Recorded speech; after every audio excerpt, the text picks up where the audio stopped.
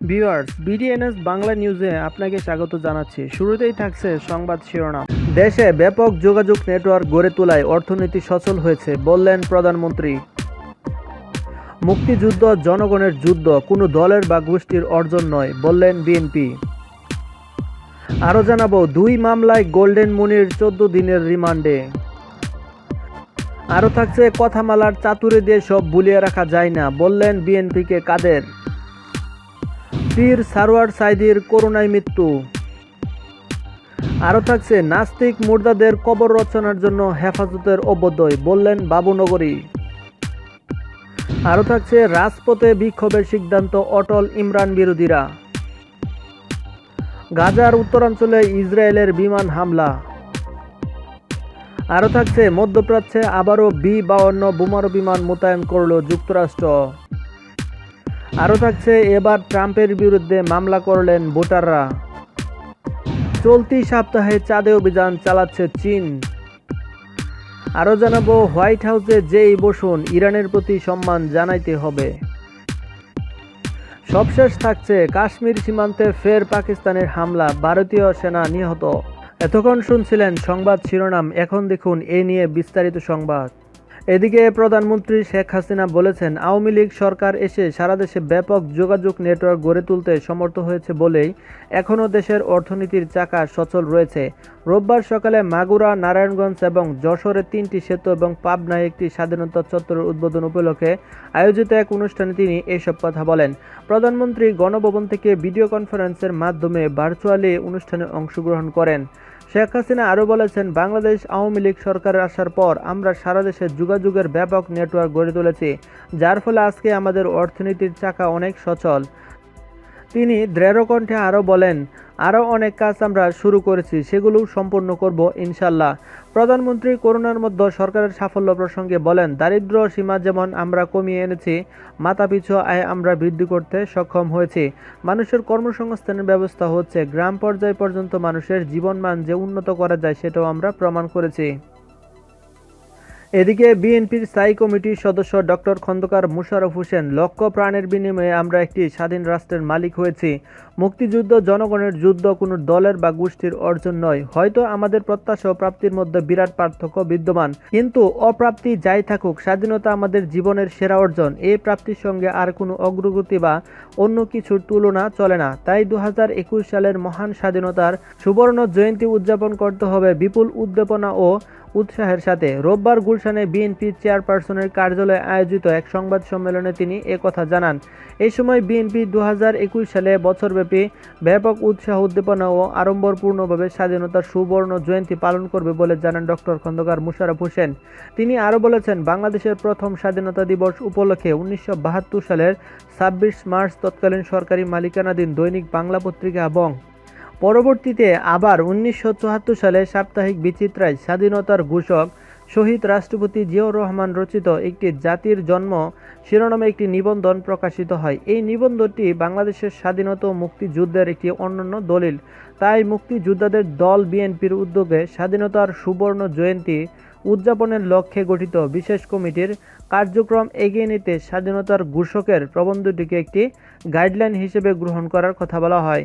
বিএনপির স্থায়ী কমিটির এই সদস্য আরও বলেছেন, স্বাধীনতার সুবর্ণ জয়ন্তী উপলক্ষে গণতন্ত্র ও বাংলাদেশের পক্ষের শক্তির কাছে যে প্রশ্নটি বড় হয়ে দেখা দিয়েছে তা হলো যে সাম্য, মানবিক মর্যাদা এবং ন্যায় বিচারের মূলমন্ত্রে আমরা স্বাধীনতা ছিনিয়ে এনেছিলাম। মানুষের ব্যক্তি স্বাধীনতা চর্চার অধিকার প্রতিষ্ঠিত হবে, গণতন্ত্র প্রতিষ্ঠিত হবে, মানুষের জানমালের নিরাপত্তা থাকবে।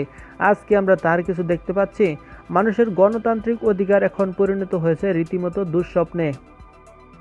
এদিকে অস্ত্র ও বিশেষ ক্ষমতা আইনের পৃথক 2 মামলায় মোহাম্মদ মনির হোসেন ওরফে গোল্ডেন মুনিরের 14 দিনের রিমান্ডের আদেশ দিয়েছে আদালত। রবিবার ঢাকার অতিরিক্ত chief metropolitan magistrate Abu Bakkar সিদ্দিকের আদালত এই আদেশ দেন। এই দিন আসামি মনিরকে আদালতে হাজির করা হয়। এ সময় অস্ত্র ও বিশেষ ক্ষমতা আইনের মামলার তদন্ত কর্মকর্তা বাড্ডা থানার ইন্সপেক্টর মোহাম্মদ ইয়াসিন মিয়া তার 7 দিন করে 14 দিনের রিমান্ড আবেদন করেন। এই সময় আসামিপক্ষের আইনজীবী রিমান্ড বাতিল চেয়ে শুনানি করেন। অন্যদিকে রাষ্ট্রপক্ষ রিমান্ডের পক্ষে শুনানি করেন। উভয় পক্ষের শুনানি শেষে আদালত 2 মামলায় 7 দিন করে 14 দিনের রিমান্ড মঞ্জুর করেন। তবে 2 মামলায় রিমান্ড একই সঙ্গে চলবে। রবিবার সকালে রাজধানীর বাড্ডা থানায় র্যাব বাদী হয়ে গোল্ডেন মনিরের বিরুদ্ধে মাদক দ্রব্য নিয়ন্ত্রণ আইন, অস্ত্র ও বিশেষ ক্ষমতা আইনে এই 3টি মামলা দায়ের করেন। এর আগে গোল্ডেন মনিরকে গ্রেফতারের পর তার হেফাজত থেকে একটি বিদেশি পিস্তল, কয়েক রাউন্ড গুলি, বিদেশি মদ এবং প্রায় 10টি দেশের বিপুল পরিমাণ বৈদেশিক মুদ্রা, যা প্রায় বাংলাদেশি টাকায় 9 লাখ টাকা উদ্ধার করা হয়। তার বাসা থেকে 8 কেজি স্বর্ণ ও নগদ 1 কোটি 9 লাখ টাকা জব্দ করা হয়েছে। এদিকে উপনির্বাচনের দিন ঢাকায় বাসে আগুন দেওয়ার কথা বিএনপির অস্বীকার করলেও ভিডিও চিত্রে এসব প্রকাশিত হয়েছে বলে মন্তব্য করেছেন আওয়ামী লীগ সাধারণ সম্পাদক ও সেতুমন্ত্রী ওবায়দুল কাদের। তিনি আরও বলেছেন, মুখচ্ছবি কখনো মুখোশ দিয়ে ঢাকা যায় না, কথামালার চাতুরি দিয়ে সব ভুলিয়ে রাখা যায় না। তিনি রোববার সকালে কক্সবাজার জেলার বাংলাদেশ নৌবাহিনী শেখ হাসিনা ঘাঁটি সংযোগ সড়কের নির্মাণ প্রকল্পের উদ্বোধন উপলক্ষে এক অনুষ্ঠানে এসব কথা বলেন। ওবায়দুল কাদের তার সরকারি বাসভবন থেকে ভিডিও কনফারেন্সের মাধ্যমে অনুষ্ঠানে যুক্ত হন। ওবায়দুল কাদের আরও বলেছেন, বিএনপি যে কোনো নির্বাচনে পরাজিত হলেই দোষ চাপায় সরকারের এবং নির্বাচন কমিশনের উপর, আর জয়ী হলে বলে সরকার হস্তক্ষেপ না করলে আরও বেশি ভোট দিত জনগণ। তিনি গণতান্ত্রিক প্রতিষ্ঠানগুলোকে শক্তিশালী করতে বিএনপির যে দলগত ভূমিকা জনগণ প্রত্যাশা করে তা থেকে তারা অনেক দূরে অবস্থান করে বলেও জানান। সেতুমন্ত্রী আরও বলেন, ৮০ কিলোমিটার দীর্ঘ কক্সবাজারের টেকনাফ মেরিন ড্রাইভ বদলে দিয়েছে কক্সবাজারের সুনীল সমুদ্র অবলোকনের দৃশ্যপট। তিনি আরও বলেন, মেরিন ড্রাইভকে ঘিরে সম্প্রসারণের উদ্যোগ ইতিমধ্যে নেওয়া হয়েছে। মন্ত্রী আরও বলেন, রামু ফতেখার কুল মরিচা জাতীয় মহাসড়ক উন্নয়ন কাজ চলমান রয়েছে। কক্সবাজার লিংক রুট হতে লাবণী মোড় পর্যন্ত 4 লেনের মহাসড়কের কাজ শীঘ্রই শেষ হবে বলে জানান তিনি। এদিকে ব্রাহ্মণবাড়িয়ার কসবার ঐতিহ্যবাহী আড়াইবাড়ি দরবার শরীফের পীর ও আড়াইবাড়ি ইসলামিয়া সাইদিয়া কামিল মাদ্রাসার অধ্যক্ষ প্রখ্যাত আলেমেদিন মাওলানা গুলাম সরোয়ার সাইদি করোনায় আক্রান্ত হয়ে ঢাকার এভার কেয়ার অ্যাপোলো হাসপাতালে গতকাল ভোরে ইন্তেকাল করেছেন। ইন্না লিল্লাহি ওয়া ইন্না ইলাইহি রাজিউন। বাদ আসর আড়াইবাড়ি দরবার শরীফের জানাজা শেষে পারিবারিক কবরস্থানে তাকে দাফন করা হয়। তার মৃত্যুতে আইন, বিচার ও সংসদ বিষয়ক প্রতিমন্ত্রী আনিসুল হক গভীর শোক ও সমবেদনা প্রকাশ করেছে। এদিকে হেফাজতে ইসলাম বাংলাদেশের নবনির্বাচিত আমির সাইদুল হাদিস আল্লামা জুনাইদ বাবুনগরী বলেছেন, সমস্ত মসজিদের মুসল্লিরা হেফাজতের সদস্য, সকল মসজিদের ইমাম, মাদ্রাসার ছাত্র শিক্ষকরা হেফাজতের সদস্য, সকল স্কুল কলেজের ধর্মপ্রাণ মানুষ হেফাজতের সদস্য। নামাজ, রোজা, হজ, জাকাত হলো হেফাজতের কর্মসূচি। হেফাজত বাংলাদেশে নামাজ কায়েম করতে চায়। ইসলামের শত্রু, রাসূলের দুশমন ও নাস্তিক মুর্দাদের কবর রচনার জন্য হেফাজতে ইসলামের অভ্যুদয়। এ সময় তিনি আরও বলেছেন, হেফাজত সরকার বিরোধী সংগঠন নয়, আবার সরকার দলীয় সংগঠন নয়। বিশ্বের 200 কোটি মুসলমানদের ভালোবাসার প্রতীক রাসূল সাল্লাল্লাহু আলাইহি সাল্লামের বিরুদ্ধে ফ্রান্স সরকার ব্যঙ্গ করে কটাক্ষ করে মুসলমানদের কলিজায় আগুন লাগিয়েছে। রাসূলের অপমানের মোকাবেলায় রক্ত সাগর ভাসিয়ে দেব। ফ্রান্সের রাষ্ট্রীয় মদতে মহানবী হযরত মুহাম্মদ সাল্লাল্লাহু আলাইহি সাল্লামের ব্যঙ্গচিত্র প্রদর্শনের প্রতিবাদে হেফাজতে ইসলাম সিলেটের উদ্যোগে শনিবার সিলেট নগরের রেজিস্ট্রারি মাঠে এক সমাবেশে প্রধান অতিথির বক্তব্য তিনি এসব কথা বলেন। তিনি আরও বলেছেন, সরকারের ঘোষণা অনুযায়ী এদেশে মদিনা সনদ চলবে, অন্য কোনো সনদ চলবে না। তাই মদিনা সনদের সাথে সাংঘর্ষিক কাজ শক্তভাবে দমন করতে হবে। সমাবেশে প্রধান অতিথি কাদিয়ানীদেরকে কাফের ঘোষণা করে বলেন, আমি মনে করি স্বয়ং প্রধানমন্ত্রীও কাদিয়ানীদেরকে মুসলিম বলে মনে করে না। শুধু ব্যক্তিগতভাবে কাদিয়ানীদেরকে কাফের বলে মনে করলে হবে না, রাষ্ট্রীয়ভাবেও কাদিয়ানীদেরকে কাফের ঘোষণা করতে হবে। 90% মুসলমানদের দেশে কাদিয়ানীদেরকে কাফের ঘোষণার কোনো সমস্যা থাকার কথা নয়। সমাবেশে সভাপতিত্ব করেন হেফাজতে ইসলামের কেন্দ্রীয় উপদেষ্টা সাইদুল হাদিস আল্লামা জিয়া উদ্দিন। সমাবেশে বিশেষ অতিথির বক্তব্য রাখেন হেফাজতের মহাসচিব আল্লামা নূর হোসেন কাসেমি, নায়েবে আমির প্রফেসর ডক্টর আহমদ আব্দুল কাদের, উপদেষ্টা সাইদুল হাদিস আল্লামা মুফতি রশিদুর রহমান ফারুক বরনবী। এদিকে পাকিস্তানে ইমরান খান সরকারের বিরুদ্ধে বিক্ষোভে অটল বিরোধী দলগুলো 2018 সালের নির্বাচনে জালিয়াতি করা হয়েছে অভিযোগ এনে দলগুলো বিক্ষোভের ডাক দিয়েছিল। রোববার বিক্ষোভ হওয়ার কথা। বিবিসির খবরে আরও বলা হয়েছে, করোনা ভাইরাস মহামারীর কারণে জনসমাগম আয়োজন করার ব্যাপারে সরকারের নিষেধাজ্ঞা থাকলেও রোববার পেশোয়ারে হাজার হাজার বিক্ষোভকারীর অংশগ্রহণে কর্মসূচি হওয়ার কথা রয়েছে। তাদের অভিযোগ, 2018 সালে সেনাবাহিনীর সহায়তায় নির্বাচনে জালিয়াতি করে ক্ষমতায় এসেছে ইমরান খান সরকার।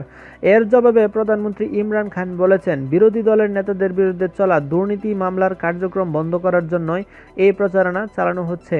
রাজনীতির সঙ্গে নিজেদের কোনো সম্পর্ক নেই বলে দাবি করেছে পাকিস্তানের সেনাবাহিনী। ইমরান খানও তার নির্বাচনে বিজয়ের সঙ্গে সেনাবাহিনীর সম্পর্ক থাকার অভিযোগ অস্বীকার করেছে।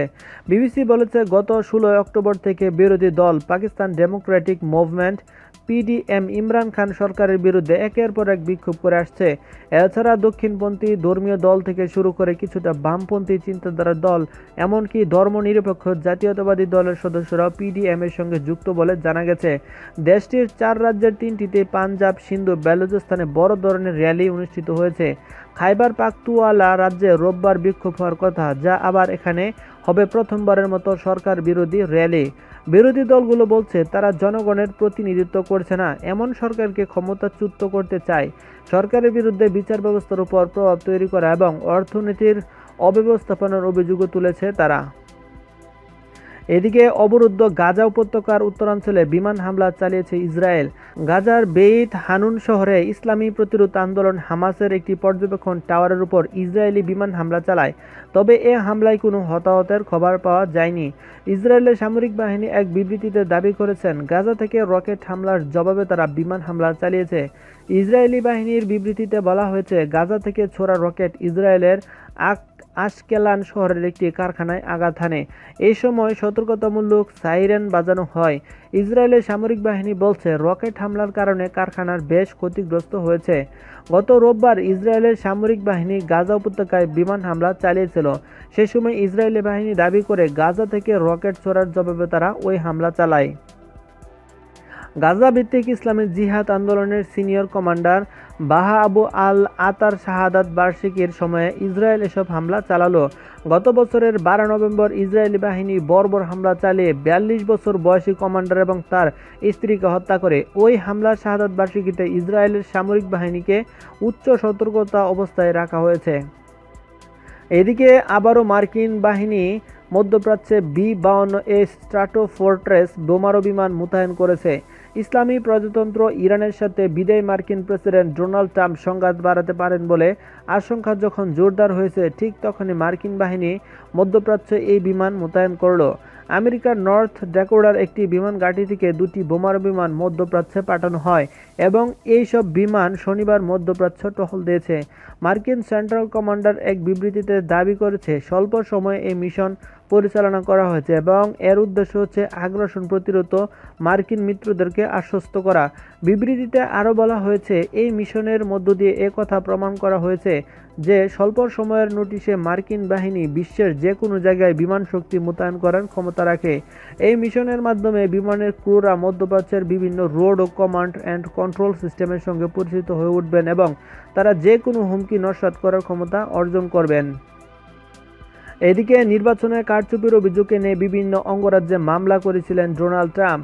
তার প্রায় সব মামলায় খারিজ হয়ে যাচ্ছে। এবার নির্বাচনের ফল অনুমোদনে বারবার বাধা দেওয়ার অভিযোগ ট্রাম্পের বিরুদ্ধে মামলা দায়ের করা হয়েছে। গত শুক্রবার মিশিগান রাজ্যের ডেট্রয়েট শহরের একটি সংগঠন 3 জন ভোটার ওয়াশিংটন ডিসির ফেডারেল জেলা আদালতে এই মামলা দায়ের করেন।